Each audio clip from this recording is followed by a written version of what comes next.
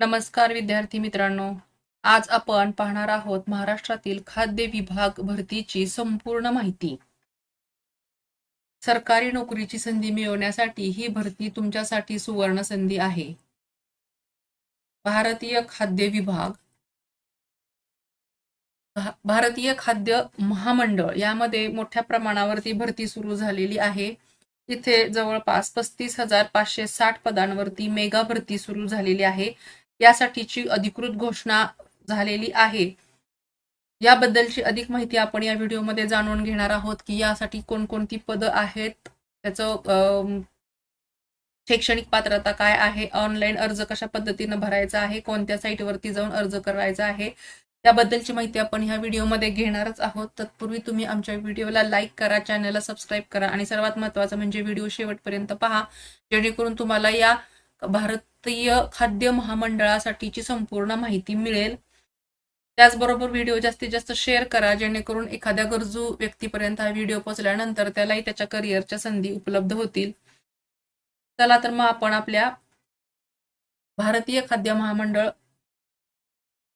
पदभरती मेगा भरतीसाठी सुरुवात करूयात.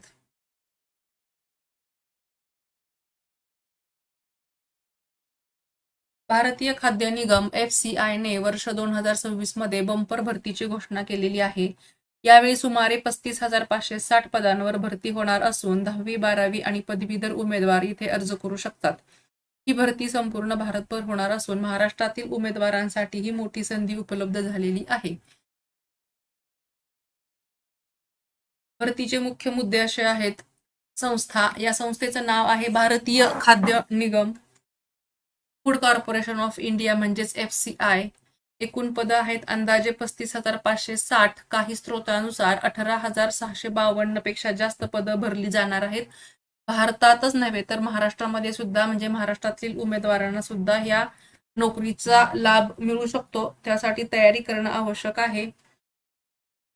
पात्रता काय आहे ते बघूयात. या पदासाठी 10वी पास, 12वी पास आणि पदवीधर असणं गरजेचं आहे.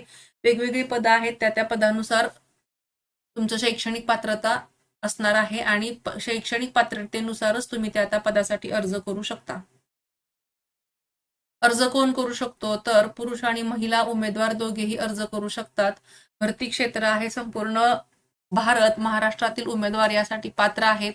अर्ज प्रक्रिया आहे ती ऑनलाईन पद्धतीनं अर्ज करायचा आहे आणि निवड प्रक्रिया फेज 1 म्हणजे पहिल्या टप्प्यामध्ये प्राथमिक पात्रता परीक्षा असणार आहे. फेज 2 म्हणजे दुसऱ्या टप्प्यामध्ये मेरिटवर आधारित निवड असणार आहे. वेतन जे आहे ते पदानुसार वेगवेगळे असणार आहे. व्यवस्थापक पदांसाठी उच्च वेतनमान उपलब्ध आहे. याच्यामध्ये वाहन चालक, शिपाई, उच्च स्तर लिपिक, पुरवठा निरीक्षक यासाठीची भरती प्रक्रिया होणार आहे. त्यामुळे वेगवेगळ्या पद्धतीनं जे पद भरली जाणार आहे त्याच पद्धतीनं ती निवड प्रक्रिया असणार आहे आणि त्याच पद्धतीनं त्याचं वेतन सुद्धा असणार आहे. तसंच लघुलेखक म्हणजे मराठी स्टेनो पद करार पद्धतीनं भरायचं आहे. अशा पद्धतीची भरपूर पदं या ठिकाणी उपलब्ध झालेली आहेत. अर्ज आणि परीक्षा. अर्ज सुरू होण्याची तारीख लवकरच अधिकृत नोटिफिकेशनद्वारे जाहीर होईल. आता फक्त किती पदं भरली जाणार आहेत याबद्दलची माहिती मिळालेली आहे. अर्ज सुरू होण्याची तारीख ही लवकरच जाहीर होईल आणि अर्ज करण्याची पद्धत ही FCI च्या अधिकृत वेबसाईटवरून ऑनलाईन अर्ज करता येऊ शकतो. याची वेबसाईट आहे fci.gov.in. परीक्षा पद्धती ही CBT म्हणजे कॉम्प्युटर बेस्ड टेस्ट असणार आहे.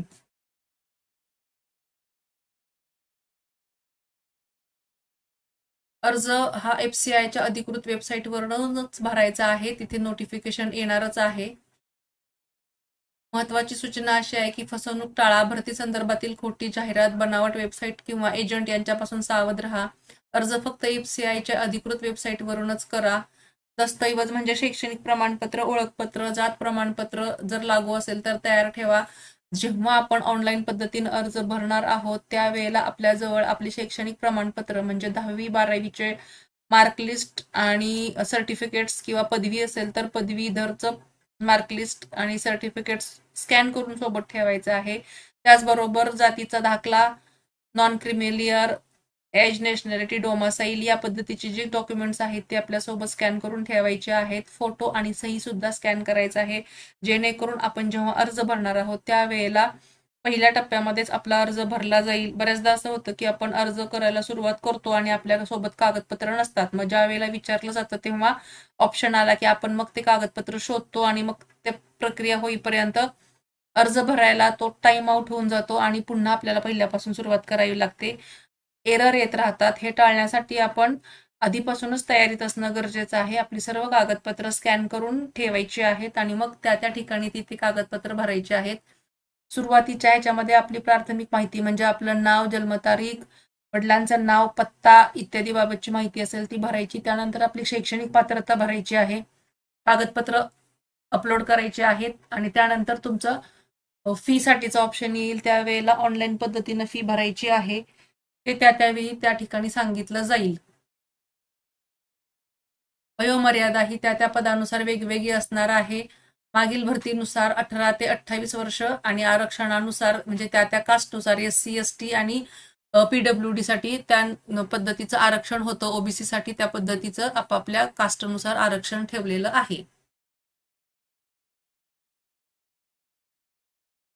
या भरती प्रक्रिया पार करण्यासाठी किंवा यशस्वी होण्यासाठी आपल्याला काय करायचं आहे, तर सर्वात प्रथम तर आपण FCIच्या अधिकृत वेबसाईटवरती लक्ष ठेवायचं आहे. नोटिफिकेशन आणि अर्जाची लिंक लवकरच उपलब्ध होणार आहे आणि त्यावेळेला आपण त्या लिंकवरती जाऊन आपला अर्ज भरायचा आहे. तसंच परीक्षेची तयारी सुरू ठेवायची आहे. त्यासाठी आपल्याला reasoning, quantitative aptitude, general awareness, English, Marathi language यावर भर द्यायचा आहे. म्हणजेच मराठी आणि इंग्रजी भाषेचं ज्ञान आणि त्यावरचे प्रश्न आपल्याला इथं विचारले जातील. गणित आणि बुद्धिमत्तावरील प्रश्न, सामान्य ज्ञान, चालू घडामोडी यासारख्या प्रश्नांवरती लक्ष ठेवायचं आहे. त्याची तयारी करायची आहे आणि मॉक टेस्ट करून आपल्या वेळेचं नियोजन करायचं आहे. त्यासाठी मागील वर्षाची प्रश्नपत्रिका सोडवायची आहे. त्यामुळे तुम्हाला परीक्षा पॅटर्न कसा असेल तो समजणार आहे आणि त्या पॅटर्न प्रमाणेच आपल्याला अभ्यासाला सुरुवात करायची आहे. मागच्या वर्षीच्या जेवढ्या प्रश्नपत्रिका सोडवायला मिळतील तेवढ्या जास्तीत जास्त प्रश्नपत्रिका सोडवून त्याप्रमाणे आपल्याला अभ्यासाची तयारी करायची आहे.